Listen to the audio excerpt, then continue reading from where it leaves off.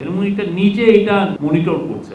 এটা হয় যে ইন্টারন্যাশনালি এইগুলো একটা রিকোয়ারমেন্ট থাকে, এটা যাতে বিশেষ আইন করলে হয় কি যে পুরো সব এজেন্সিগুলো যারা এই কাজের উদ্ধারে নিয়োজিত সবাই তখন একটা সেন্ট্রাল বডির আন্ডারে একটা কাজ করতে পারে, তখন কোঅর্ডিনেশনটা ইজি হয়। এবং বিদেশি যেগুলো প্রতিষ্ঠান আমাদের সাথে অনেকগুলো ইন্টারন্যাশনাল অর্গানাইজেশন কাজ করছে, হ্যাঁ। আর প্রফেসর ইউনূস যেই সমস্ত দেশে গেছেন, যেই সমস্ত ওয়ার্ল্ড লিডারের সাথে কথা বলেছেন, সবাই কিন্তু যে তাকে এসে বলেছে যে তুমি তোমার কি হেল্প লাগবে তোমরা আমাদেরকে জানাও, এবং সেই অনুযায়ী উনি আজকে সবাইকে বলেছেন যে এটা আমাদের একদম টপ প্রায়োরিটি এবং এটা যে করেই হোক এই টাকাটা আসবে। এটা বাংলাদেশের মানুষের টাকা, আমার আপনার পকেটের থেকে টাকা এরা নিয়ে গেছে, আমার আপনাকে তারা গরিব বানিয়ে তারা লন্ডনে একটার পর একটা ব্লক তারা কিনেছে, ভয়ানক একটা বিষয়।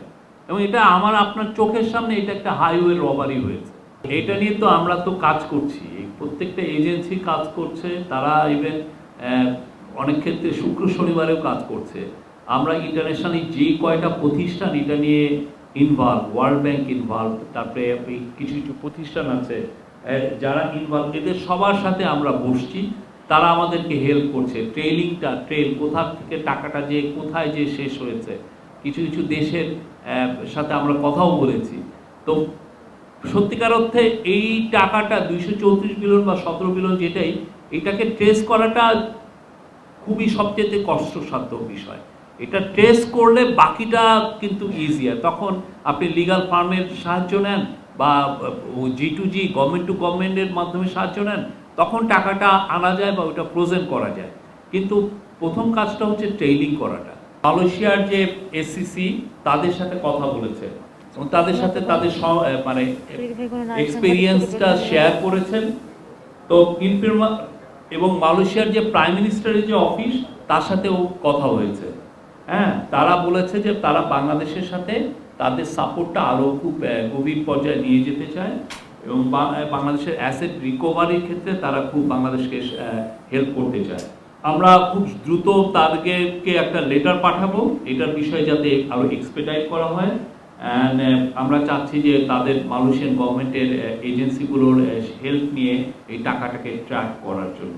আর আমাদের স্পেশাল অনভয় লুৎফর সিদ্দিকী, উনি সিঙ্গাপুরে যে নন রেসিডেন্ট অ্যাম্বাসেডর, তার সাথে এপ্রিলে কথা বলবেন এবং ওদের সাথে সিঙ্গাপুরের সাথেও আমরা চেষ্টা করব যে একটা এফেক্টিভ স্ট্র্যাটেজি এটা একটা ইস্টাবলিশ করার জন্য। আমাদের গভর্নর 17 তারিখ, মার্চের 17 তারিখ ইউকের all party parliamentary group on করাপশনে উনি কথা বলবেন এবং কথা বলার যে সাবজেক্টটা হবে হচ্ছে নিড ফর ইউকে টু করে। এটা উদাহরণ যথেষ্ট আছে, কিন্তু একটা বিষয় আপনারা জানবেন যে এই বিষয়টা কিন্তু খুবই সময় সাধ্য ব্যাপার।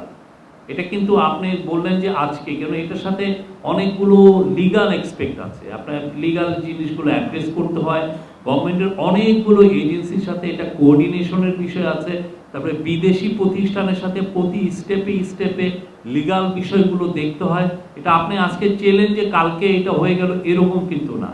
আপনি অন্যান্য দেশগুলোতে দেখেন, কিছু কিছু দেশ যেমন এশিয়ার মধ্যে দু একটা দেশ আছে, যেমন ফিলিপিন্সের মার্কোসের টাকার বিষয়ে আপনি দেখেন কতটুকু, এই উনি তো 20-30 বছর আগের বিষয়।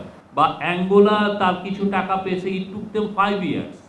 তা আমাদের এখানে এইটা যাতে খুব দ্রুত এই টাকাগুলো উদ্ধার করা যায় সেটার জন্য যতগুলো মেজার নেওয়া দরকার সবগুলোই নেওয়া হচ্ছে এবং ওইটার আলোকে আজকে সবাইকে ডাকা হয়েছিল, সবাই এসে প্রফেশনাল সবার কাছ থেকে আপডেটগুলো নিয়েছেন এবং নিজে এটা মনিটর করছেন। এবং উনি আজকে এবং যাওয়ার সময় বলেছেন যে আগামী মাসের ঈদের পরে আবার মিটিং হবে, তখন আমি আবার ফার্দার কি অগ্রগতি হলো সেটা উনি আবার জানবেন সবার কাছ থেকে।